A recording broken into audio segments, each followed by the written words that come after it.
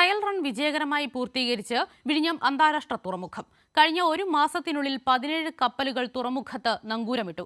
7ഓളം കൂറ്റൻ ചരക്ക് കപ്പലുകളും അടുത്ത ബാച്ചിൽ വിഴിഞ്ഞത്തെത്തും. ഇതോടെ ഒക്ടോബറിൽ തന്നെ വിഴിഞ്ഞം തുറമുഖം കമ്മീഷൻ ചെയ്യാനാകും.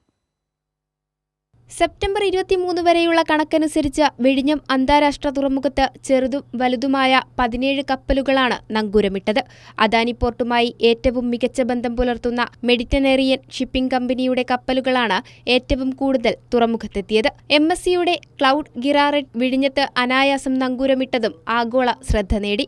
ട്രയൽ റൺ സമയത്ത് തന്നെ 2 കപ്പലുകൾ ഒരേ സമയം വാർഫിൽ ഡ്രാഫ്റ്റ് ചെയ്യാൻ കഴിഞ്ഞതും തുറമുഖത്തെ മറ്റൊരു പ്രത്യേകതയാണ്. ഇനി 7ഓളം കപ്പലുകളാണ് അടുത്ത ബാച്ചിലായി വിഴിഞ്ഞം തുറമുഖത്തെത്താൻ കാത്തിരിക്കുന്നത്. ഒപ്പം MSCയുടെ ഒരു പ്രാദേശിക ഓഫീസ് വിഴിഞ്ഞത്ത് പ്രവർത്തനമാരംഭിക്കാനും സാധ്യതയുണ്ട്.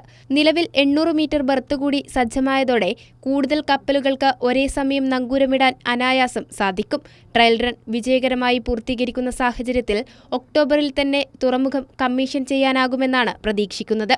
ഇതോടെ ചരക്ക് വിനിമയത്തോടൊപ്പം വാണിജ്യാടിസ്ഥാനത്തിലുള്ള വിനിമയവും തുറമുഖത്ത് സാധ്യമാകും. കൈരളി ന്യൂസ്, തിരുവനന്തപുരം.